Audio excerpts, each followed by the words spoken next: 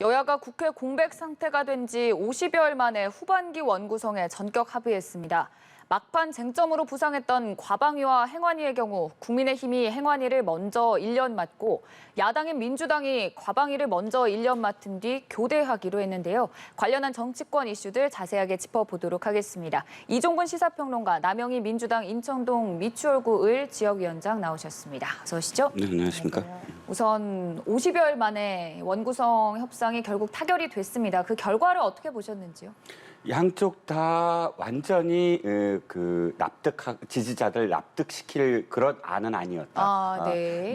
양쪽 지지자들 입장에서는 굉장히 아쉬울 그런 합의였겠죠. 일단 국민의힘 지지자들 입장에서는 특히나 그 사개특위나 혹은 사개특위의 경우 민주당 쪽에 위원장을 넘긴 것.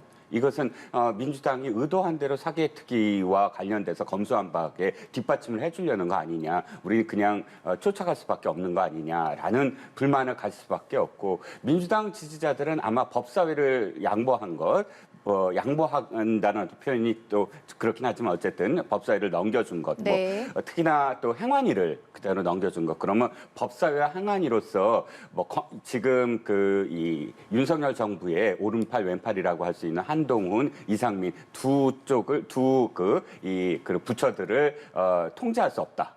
그러니까 견제할 수 없다. 이런 불만들이 있을 겁니다. 하지만 이율배반적이다라는 거예요. 무슨 얘기냐면 언제나 국회에 협상을 하라, 타협을 하라 이렇게 해놓고 실제로 타협을 하면 야합이다, 혹은 또 잘못됐다라고 또 흔들거든요. 저는 누구든지 다 만족시킬 수 있는 협상안은 없다고 봅니다. 일단 저도 굉장히 보면서 아쉬운 부분이 있긴 하지만, 그러나 저는 언제나 의회주의자거든요. 의회에서 협상을 한 것에 대해서는 존중하자. 그리고 거기에 대해서 예를 들어서 무슨 문제가 생기거나 하면 보완할 수 있다라는 생각이기 때문에 100% 만족하지 않더라도 양쪽 다 70이나 80 정도만 만족할 수 있는 안이라면 받아들여야 된다고 생각합니다. 네, 조금 아쉬운 부분은 있지만 중용을 찾은 것에 대해서 존중한다는 입장을 밝히셨습니다.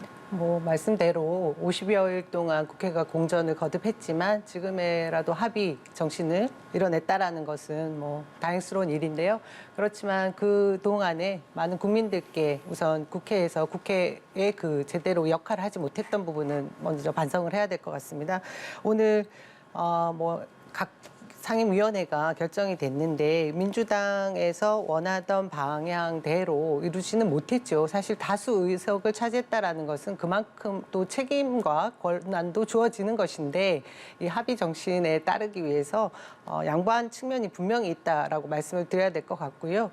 국민의힘에서는 요구했던 그 사안들에 대해서 80% 이상 저는 찾아갔다라고 말씀드릴 수 있을 것 같습니다. 우선 행정안전위원회 위원장을 맡게 된 부분에 있어서는 지금 행안위 장관이 얘기하고 있는 경찰국 설치에 관한 부분을 좀 더 앞당길 수 있지 않을까 하는 부분에 힘을 싣게 되는데요. 시행령을 통해서 하겠다라는 말을 하고 있지만 행정안전위에서 만일에 태클을 걸거나 하면 쉽게 그 법제화하지 못하는 부분이 있을 텐데, 이런 부분들을 지금 걱정하는 것이 저희 민주당입니다. 사실상. 하지만 이것을 1년 1년으로 나누어 놓은 상황과 그 시행령으로 정부 조직법을 위반하는 사항을 어떻게 막아낼 것인지에 대한 문제를 저희가 안고 있는 부분인데, 네. 1년 안에 이 부분들을 민주당에서 다른 절차, 법 위반 사항들을 어떻게 다룰 것인지에 대한 것은 지금 상임위 구성과 또 별개로 논의해야 될 것으로 봐지고요. 가방위를 저희가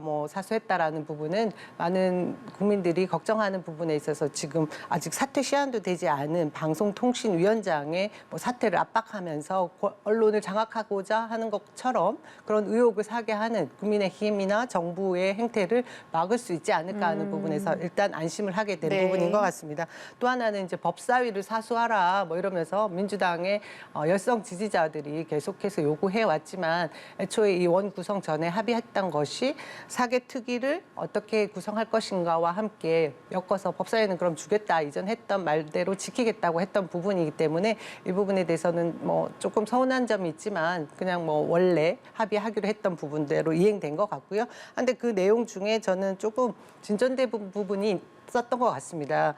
상원 노릇을 했던 법사위의 그 법안에 대한 심사 자구 체계 뭐 이 부분에 대한 것은 폐지하는 것을 다시 논의하기로 했기 때문에 이것은 좀 더 진전된 부분을 저희가 기대할 수 있을 것 같고요. 전체적으로 보면 앞으로 있을 사법 개혁 특위의 방향 그리고 뭐 연금 개혁 방향 이런 특위에도 또 힘을 싣겠다라고 하는 것이 국회의 그런 의사인 것 같은데요. 좀 더 국회가 제 역할을 다 해서 지금 뭐 어떻게 보면 무능하게 보여지는 정부의 이런 모든 부분들을 잘 견제해 주기를 바라야 될 것 같습니다. 네, 잠깐 언급을 해주셨지만 연금개혁특별위원회도 이번에 또 새롭게 등장을 했습니다. 네, 굉장히 의미가 있다고 생각을 네. 합니다. 어느 정부든 정부 출범 직전에 대선 과정에서 언제나 이야기하는 것이 연금 개혁이었습니다. 그건 보수 정권이든 진보 정권이든 또 보수 정당이든 진보 정당이든 늘 공약화해놓고 사실상 실행을 하지 않는 이유가 그것이 표가 되지 않는 이유거든요. 연금 개혁이야말로 모든 계층, 모든 집단이 전부 다 만족시킬 수 없는 상황입니다. 미래 청년들을 생각한다면 현재 어떻게 해야 되는지 또는 뭐 현재의 수급을 생각한다면 미래 어떻게 해야 되는지 계층 간에 또 그 나이의 세대 간에 서로 갈등이 일어날 수밖에 없는 그런 사안이거든요. 그런데 여야가 합의로 어쨌든 연금 개혁 특위를 만들었다는 건 표를 생각하지 않고 또 지지층을 생각하지 않고 제대로 개혁을 해보자라는 의미로 전 받아들이거든요. 이 부분만큼은 어쨌든 민주당이나 혹은 국민의힘이나 뭐 특정 어떤 이념, 뭐 특정 어떤 강령 이걸 떠나서 합의를 꼭 해야만 사실은 지속 가능한 그 연금이 가능합니다. 그러니까 저는 이 특위에 굉장히 의미를 부여하고 싶습니다. 어찌됐든 50여일간 공전 상태가 지속됐던 국회 후반기 원구성이 드디어 협상이 타결되면서 이제 본격적으로 민생을 살피는데 발걸음을 나아갈 것으로 보이는데요. 사실 교섭단체 대표 연설의 여지는 계속되고 있습니다. 박홍근 원내대표 그리고 권성동 원내대표의 이틀간의 교섭단체 연설을 두고 지금 여야 내부적으로 계속 비판의 목소리가 커지고 있는 상황이거든요. 우선 계속해서 권성동 원내대표 원설에 대해서 민주당 쪽에서는 왜 전 정권과 비교를 하냐는 입장입니다.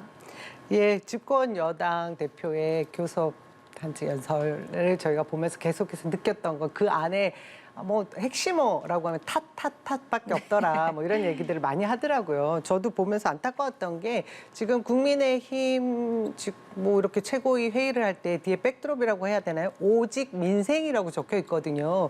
근데 민생 현안에 대한 대안을 제시해야 될 집권 여당의 책임 있는 대표가 나와서 그래서 대안이라고 내놓은 곳이 있었나? 저는 찾아보지 못했습니다.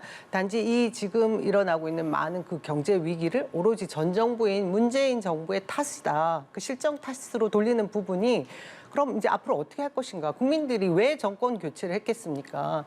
지난 정부의 부동산 실정이라든지 그런 부분이 못마땅했기 때문에 새로운 정부를 세워서 그 부분 고쳐주고 더 새롭게 나아가서 내 삶이 좀 나아지기를 바라는 부분에서 정권 교체를 한 것인데 이것에 대한 얘기를 내놨어야 되는 것이 지금 출범한 윤석열 정부의 맞는 집권 여당의 책임자의 모습이죠. 근데 그 연설 내용에서는 계속해서 지난 정부 탓만 하면서 뭐 본인들이 해야 될 그 역할들에 대해서 내놓지 못한 부분이 아쉬웠고요. 그러면서 지금 오히려 그것이 문제가 되니까 권성동 대표는 지난 그 전날 했던 야당의 원내대표였던 박홍근 대표의 탄핵 발언을 문제 삼고 있더라고요. 그래서 탄핵 발언에 대해서 민주당 쪽 지지자분들도 조금 원내대표가 성급하게 그 용어를 쓰지 않았냐라고 또 비판하시는 부분도 일부 있습니다. 하지만 지금 대다수의 많은 국민들이 탄핵이라는 그 단어를 씀으로 해서 지금 집권 여당의 그런 모습 그리고 정부의 그 무능한 행태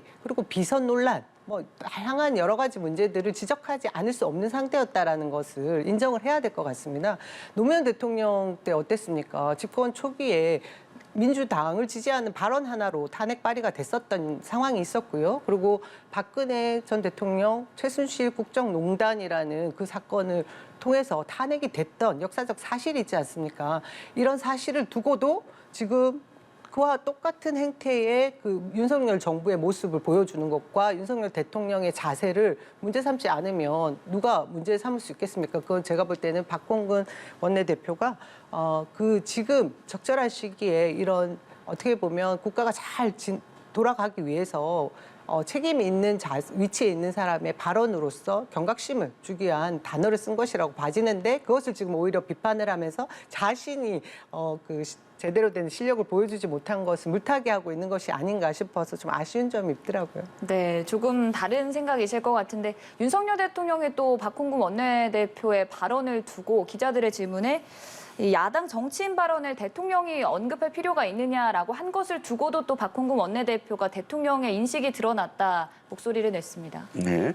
자, 대통령이 야당의 비판에 대해서 일일이 상대를 하는 것이 옳은가라는 생각은 가져봐요. 왜냐하면 그건 정쟁의 대상이 되거든요. 그러니까 그것은 어떤 의미에서는 여당 대표나 여당 원내대표나 여당 대변인이 나서서 너무 심하지 않느냐 이렇게 이야기하는 것은 맞으나 대통령은 어떠한 정파나 어떤 정당에 소속돼서 그 강령이나 이념 실현하는 것이 아니라 모든 국민들을 대상으로 해야 되잖아요. 그런 의미에서 야당 정치인의 어떤 비판에 대해서 정면으로 내가 일일이 대응하는 것은 대통령의 어떤 자세가 아니다라는 의미에서는 저는 포괄적으로 동의합니다. 네. 그런데 그런 의미이기를 바라지만 그러나 받아들이는 사람이 또 그것에 대해서 그렇게 표현하면 되느냐라고 이야기할 수 있는 대목이 바로 야당 정치인 뭐 이런 표현들이거든요. 그럼 일단 저는 이 말을 하기 직전에 어떤 조건은 하나 있었어야 된다. 즉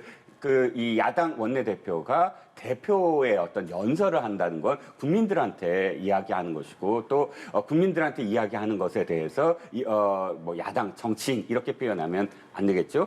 정확하게 야당 원내대표가 한 발언에 대해서 대통령이 일일이 대응하는 것은 적절하지 않다. 이런 정도의 그런 워딩이었다면 저는 포괄적으로 의미를 이해할 수 있겠는데 아마도 박홍근 원내대표가 그 점에 대해서 하신 모양이에요.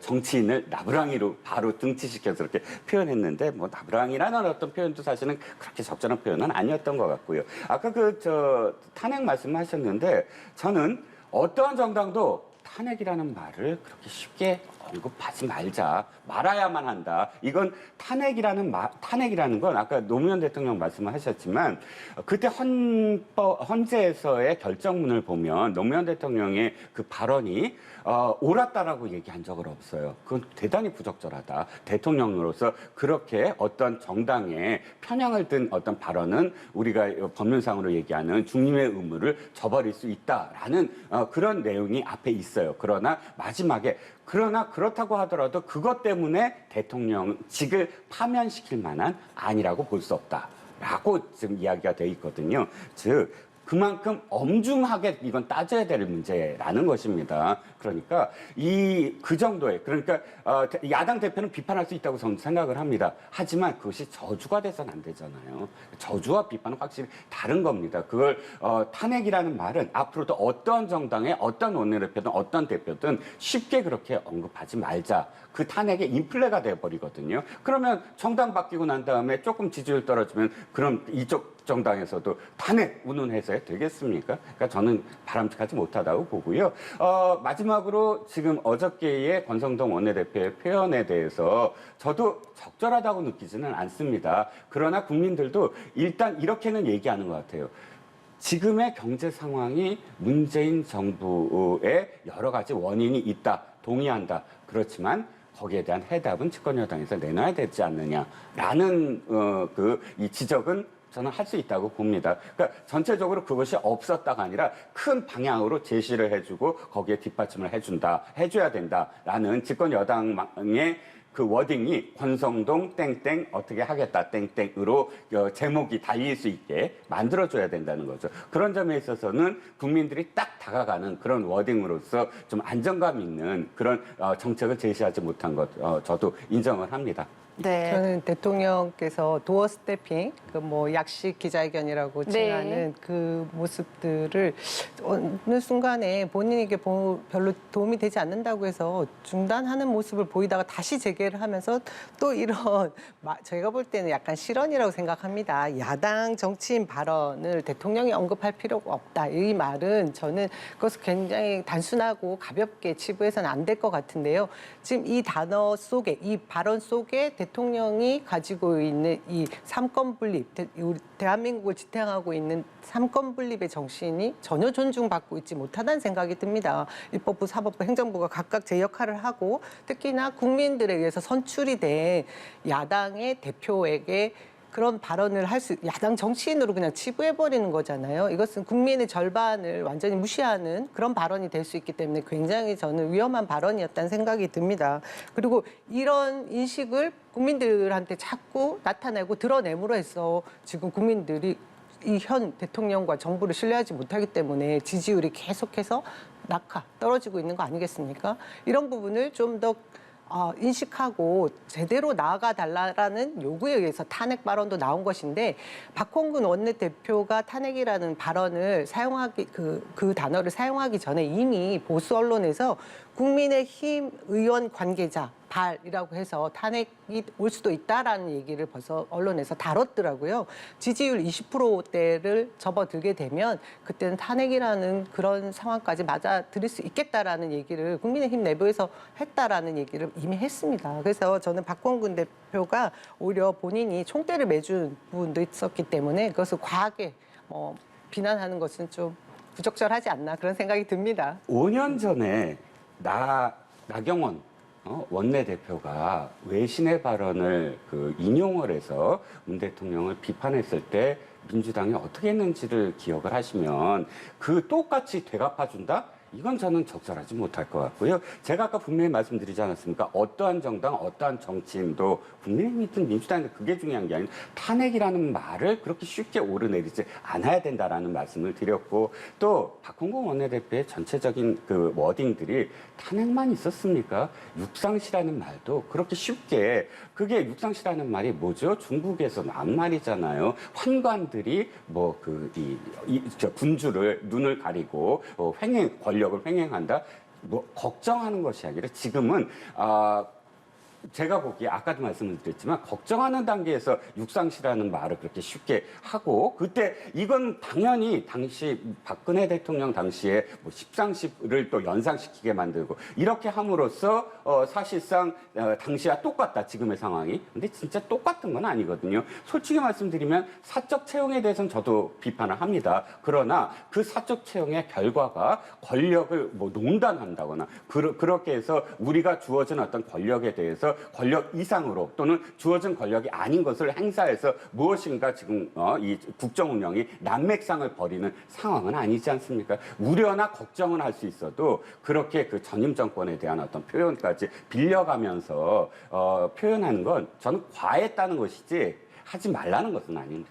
네. 육상시에 대해서 잠깐 짚고 네네. 넘어가야 되겠는데요. 저는 이 부분을 말할 수밖에 없었던 부분이 인사검증 시스템이 제대로 작동하고 있는가라는 그 질문을 할 수밖에 없는 상황인 것 같습니다. 말씀하신 대로 사적 채용도 대통령실에 있는 여러 지금 불거진 삼촌이라고 부를 수 있을 정도의 대통령과의 관계, 밀접한 관계로 채용된 이런 문제들을 지적하고 있는데 그것보다 더 문제가 되는 것은 제가 볼 때는 중요한 요직에 모두 검찰 출신들을 세웠던 이 부분을 지적하는 것이거든요.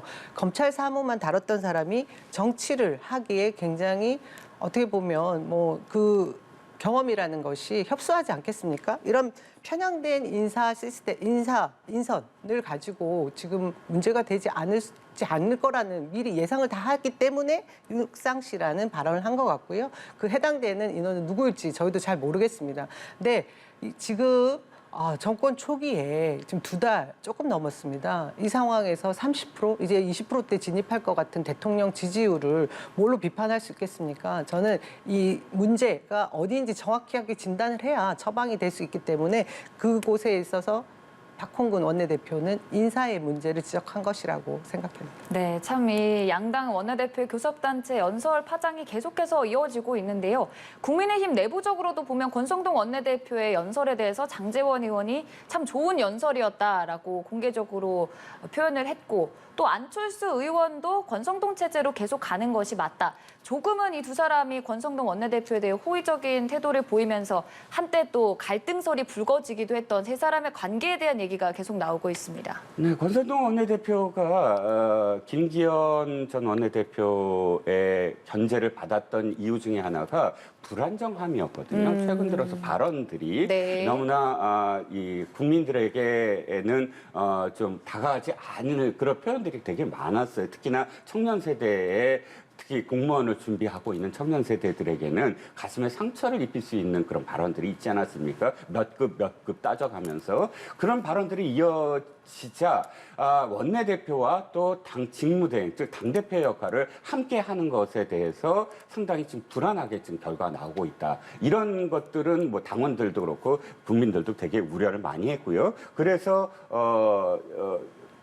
일단 이 지금 조기 선대 이야기도 나오고 하는 상황인데 그 후에 사과를 직접적으로 했고 또 지금 이 원구성이 바로 타협이 됐습니다. 타협됐고 협상이 이루어지고 있는 와중에서 원내대표를 흔드는 건 그건 누가 봐도 바람직하지 않다. 어떤 의미에서는 전쟁이 벌어지고 전쟁의 어떤 맨 앞에 있는 당사자의 전선이 형성이 되어 있는 상황에서 그 당사자의 권한 일부를 빼앗아야 된다, 말아야 된다. 이 논의 자체가 계속 지속되는 건 바람직하지 못하다라는 뜻으로 사실상 장제원 의원이 이 그 발언이라든지 이런 데에 대해서 좀 박수를 보내고 좀 지원을 하고 있는 게 아닌가. 안철수 의원 같은 경우도 조기 전대가 안철수 의원한테 딱히 바람직한 어떤 상황은 아니겠죠. 안철수 의원은 이 당내 뿌리도 없고 또 당내 확고한 어떤 지지 세력도 없고 그러다 보니까 뭐 전대를 한다거나 했을 때 자신을 지지할 수 있는 어떤 세력이 없지 않겠습니까? 그래서 시간이 좀 필요하고요. 전반적으로는 어쨌든 이 전선이 좀 더 지켜봐야 된다. 이 전쟁의 결과를 지켜보고 그 다음 수순으로 가야 되지 않느냐라는 게 공감대가 좀 확산되고 있는 것 같습니다. 바깥에서 보는 입장도 궁금합니다. 제가 봐도 지금 국민의힘의 내분이라고 봐지는 이 내용들이 결국 당권을 누가 잡을 것인가, 차기 당권에 달려 있는 것 같은데요. 최근에 이제 안철수 의원의 행보에 대해서 뭐 얘기들이 나오는 이유가 결국은 차기 당권을 안철수 의원이 맡게 될 수 있는 그 구조가 형성될 것인가에 대한 문제인 것 같습니다. 애초에 국민의힘이 정권을 다시 잡아갈 수 있었을 때에는 안철수 의원의 단일화가 큰 역할을 한 것은 사실이지 않습니까? 그 이후에 본인이 원했던 행정의 어떤 역할을 맡아보고 싶다. 그랬지만 총리로 갈 것 같아도 아니었고 뭐 이런 상황들이 이후에 당권으로 틀었나 보다. 뭐 이런 예측들을 했는데 그 상황을 이제 본인 스스로 만들어 가야 되는 그런 시기에 왔다고 봐지거든요. 근데 지금으로 보면 아까 우리 평론가님 말씀대로 국민의힘 내부에 자신의 세력 뿌리가 너무나 약한 상황이고 그러기 위해서는 지금 권성동 체제의 직무대행 체제가 좀 더 시간을 벌어주는 그런 상황인 것 같습니다. 그렇기 때문에 그것을 명분을 삼기 위해서 이준석 전 대표, 지금 현재도 대표죠. 네. 이준석 대표의 그 수사 상황들을 지켜보자라는 것을 들고 있지만 사실상 물밑으로는 본인의 세력을 좀 더 공고하게 만들기 위한 시간을 벌고 있는 것 같이 보입니다. 결국에는 차기 당권을 누가 쥐느냐의 문제다라고 언급을 해주셨는데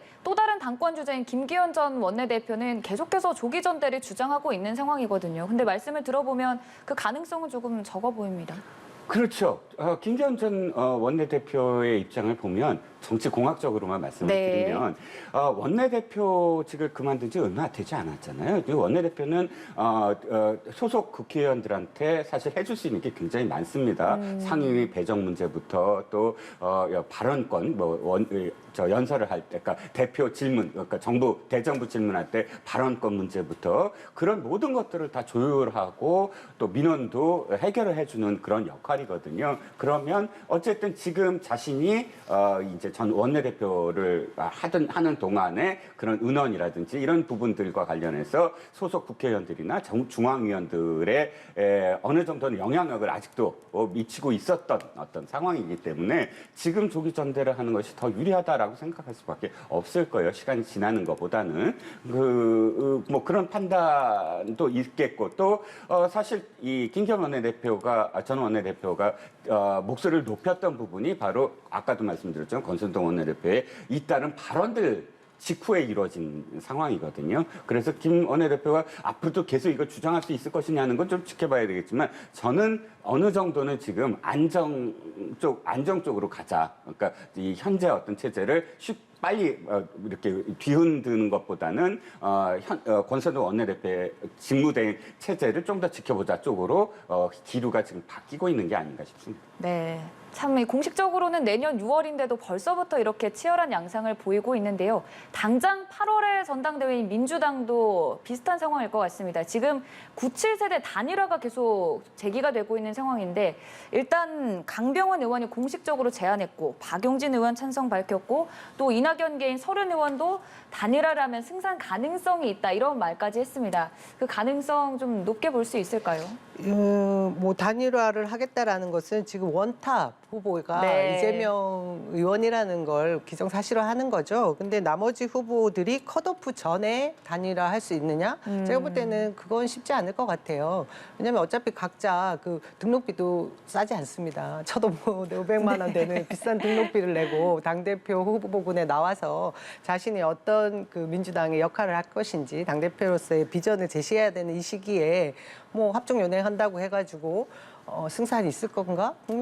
민주당 내 지지자들이 그렇게 생각하지 않을 거라는 걸 본인들도 알 텐데 제가 보기에는 컷오프 전에는 이 단일화가 쉽지는 않을 것 같고요. 계속해서 이런 식의 논의를 해야 또 주목을 받게 되는 상황이니까 이런 얘기들이 나오는 것 같습니다. 사실상 당대표 후보는 7월 28일 날 저희가 예비 경선을 통해서 네. 중앙위원 70%, 국민 여론조사 30%로 결정이 되는데 3명으로 압축이 됩니다. 그러면 그때는 또 단일화 얘기가 나오긴 힘들 것 같고요. 각자 열심히 그 민주당의 그 미래 비전들을 제시하면서 당원들의 지지 그리고 국민들의 지지를 받는 일을 하는 것이 본인의 앞으로의 그 후보군 개개인의 그 정치 미래에도 도움이 되는 일일 거라 생각해서 이런 얘기들은 논의되고 있지만 단일화가 되지는 않을 거라는 생각이 듭니다. 네, 결국에는 강력한 후보 이재명 의원을 견제하기 위한 상황들이 계속 이어지고 있는 게 아닌가 싶은데 사실 이재명 의원은 생각보다 좀 조용하게 행보를 보이는 것 같거든요. 그 이전에 시원한 발언을 하고 언론을 대하던 태도에서 조금 달라진 것 같습니다. 신중하게 접근하고 있다고 생각이 드는 게 많은 국민들이 좀 더 반성하고 좀 더 성찰해야 될 시간이 필요했던 거 아닌가라는 그런 지탄을 하시는 부분도 수용을 해야 되잖아요. 그래서 제가 볼 때 지금 민주당의 그 잔치죠. 어떻게 보면 그 당대표를 뽑는 그 지도부를 뽑는 전당대회가 민주당 내의 잔치이긴 하지만 국민들의 그 여론도 굉장히 중요한 것이기 때문에 지금 이재명 후보는 말도 아끼고 그리고 뭐 어떤 자세든 지금 제가 보기에는 낮은 자세로 임하고 있는 것인데요. 잘하고 계시다고 봅니다. 왜냐하면 이미 뭐 많은 여론조사 결과에서 민주당 내의 지지자들, 당원들은 압도적으로 이재명 의원 외에 대안이 없다라고 지금 뭐 결정을 해둔 상황 아니겠습니까? 이게 특별하게 변화할 뭐 여지는 없기 때문에 본인의 그 자세는 지금도 뭐 더 이전의 그 대선 패배, 지선 패배에 대한 그런 성찰의 모습을 보이기 위해서라도 조용히 행보를 하는 것이 맞다라고 생각이 듭니다. 같은 생각이신지요? 결정해뒀다는 건 너무 단언하신 게 아닌가 싶은데. 결정이 된 생각이. 부분이 여론조사 결과를 제가 말씀드린 거예요. 일단 이재명 후보 의원의 가장 큰 장점은 뭐냐면 싸움을 할 줄 안다는 거예요. 전선을 형성할 줄 안다. 즉 자기가 대답을 하기 시작하면 자기가 나서기 시작하면 전선이 형성이 되거든요. 의도하지 않았던 의도했던 간에 나머지 7명이 똑같은 목소리로 단일화가 아니라 똑같은 어떤 목소리로 근데 왜 나왔어요? 왜 또 나왔어요? 이렇게 공격을 하게 되고 그것이 이제 전선이 형성이 돼요. 그럼 자기가 대답을 하지 않으면 정선이 사실 형성이 되지 않는다라는 거 너무 잘 알고 있는 어떤 상황이기 때문에 나서지 않는 것이고 또 한 가지는 앞서고 있는 후보가 해야 될 게 뭐냐면 자신을 공격하는 뒷 후보들과 대응하는 것이 아니라 또 다른 이 전선을 형성해 주는 것 그래야 이 자신으로 몰아가는 어차피 지금 7대1의 싸움이 될 수밖에 없는데 자신으로 몰아가는 어떤 그 시선을 또 다른 외부의 어떤 적이라든지 외부의 뭐 이 상대해야 될 어떤 견제해야 될 세력이라든지 이쪽으로 시선을 돌릴 수가 있거든요. 그래서 너무나 당연하게 나머지 7명에 대한 공격에 대해서 방어의 어떤 기제를 삼지 않는다. 그건 너무 당연한 것 같습니다. 네, 여기서 마무리 짓도록 하고요. 또 계속해서 논란이 지속되고 있는 탈북어민 북송 사건에 대한 부분 여러 가지 쟁점이 있지만 이 두 명의 선원의 진술 신빙성을 두고도 엇갈린 말들이 계속 나오고 있습니다. 살해 인원 규모나 또 당시 상황을 두고 진술이 엇갈리고 있다는 주장도 나오고 있는 반면에 또 신빙성이 있다, 일치되는 부분이 있다. 계속해서 말이 나오고 있는 상황이거든요. 네. 자, 지금 민주당 진영에서 맨 처음 이야기했던 건 이거예요. 흉악범이잖아요. 흉악범은 우리나라 법으로 안 돼요. 라고 얘기했는데 두 가지가 다 드러났습니다. 북한에서 저지른 범죄와 관련돼서 2014년도에 수원지법에서 5년형을 실형을 내렸어요. 이탈 주민에 대해서. 그러면 첫 번째, 우리는 법적 근거가 없다라는 거는 지금 말이 안 되고요. 두 번째, 흉악범은 어떻게 할 수가 없다. 이미 우리나라에 23명의 비보호 대상자, 즉 여러 가지 뭐 살인이라든지 테러라든지 이런 것들을 저지른 사람을 우리는 이탈 주민으로서 받아들인 상태입니다. 다만 지원만 안 하는 상태죠. 이러다 보니까 마지막 지금 그 주장하는 게 뭐냐면 아니 내려왔을 때 도망갔다. 그러니까 우리의 어떤 호응하지 않았다, 귀순의 의사가 없었다, 이걸 일관되게 얘기하지 않습니까? 그리고 이 분리 신문에 했는데 일치했다. 세 가지가 지금 정부 고위 당국자 발로 언론 보도에 의하면 첫 번째, 조준 사격으로 판단했다는 거예요. 경고 사격이 아니라. 그래서 겁이 나서 도망을 갈 수밖에 없었다. 당시 어쨌든 사격을 한 건 이미 2019년 청문회에서도 나와 있고요. 그리고 당시 어떤 기류가 문재인 정부의 어떤 흐름이 납포하지 말고 그냥 되돌려보내라. 무조건 되돌려보내라. 이런 어떤 지침이 있었던 어떤 상황이었기 때문에 귀순의 의사가 있었어도 그러나 총격을 가했기 때문에 NLL에서 배회할 수밖에 없었다는 것. 첫 번째. 그건 어쨌든 그러니까 고위 당국자 발의 어떤 보도입니다. 두 번째는 뭐냐면 진술 일치. 이게 굉장히 중요한 부분인데 진술이 일치하지 않았다라는 지금 고위 당국자 발의 그 보도가 이어집니다. 여러 가지죠. 그러니까 살해한 어떤 도구도 일치하지 않았다. 살해한 사람의 수도 일치하지 않았다. 살해한 사람들의 이름도 일치하지 않았다. 뭐 전체적인 어떤 정황이 일치하지 않았다는 것입니다. 저는 어느 쪽을 믿느냐 안 믿느냐가 중요한 게 아니라 이제 이 논쟁은 정치의 언어가 아니다. 정쟁으로서 뭐 윤건영 의원이 또다시 나서고 이쪽에서 또 고위 당국자발 인용이 되고 이게 중요한 게 아니라 이 모든 것들은 어쨌든 진실이 있다라고 생각을 하거든요. 그 진실이란 건 이 진술서가 있겠고 또 실제로 국정원 보고가 있었겠고요. 국정원 보고도 처음에는 귀순자 정황 보고서를 지금 청와대에서 그걸 송환 보고서로 이름을 바꿨다라는 지금 또 진술도 나오고 있는데 어쨌든 이 모든 것들은 진실이 있을 것이다. 국정원 내부에 증언도 있겠고 또 국정원 내부에 데이터도 있겠고 보고서라는 게 이 청와대에 냈으면 내부 어떤 자료에 남아 있을 테니까요. 이 모든 것들은 이제 그만 정정을 하자. 이제 그만 누가 옳다라고 얘기하지 말자. 검찰의 수사가 나올 것이다. 검찰 수사는 이렇게 그럴 것이다가 아니라 확실한 증거와 증언으로 이루어져야만 되고 납득할 수 있는 당시 상황을 전부 다 수사 결과로 밝힐 때까지는 저는 정쟁이 더 이상 이루어질 필요가 없다고 생각합니다. 참 여러 가지 쟁점들이 계속 지속되고 있지만 이제는 수사에 몰입을 해서 정쟁거리로 삼지 말자는 말씀을 해주셨습니다. 일단 국가정보원까지 검찰이 수사를 하는 게 다른 외국 사례도 있는지 좀 모르겠고요. 저는 처음에 이 어민 북송 사건에 대해서 의혹으로 대통령실에서 문제 제기를 하면서 처음 문제를 발표할 당시에 어떤 생각이었냐면 통일부의 입장 변화는 무엇을 근거했나 저는 그게 굉장히 궁금했어요. 그 부분에 대한 발표를 기다렸는데 어제였습니다. 통일부 직원들 관계자들 노조 지부에서 성명을 발표했습니다. 제가 그걸 보면서 통일부는 여전히 통일부다.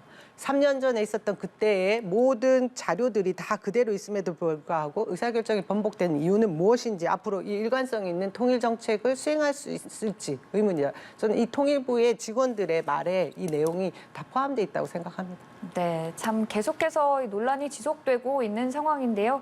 일단 오늘은 여기까지 얘기를 나눠보도록 하고요. 지금까지 남영희 위원장 그리고 이종근 시사평론가와 함께했습니다. 고맙습니다. 고맙습니다.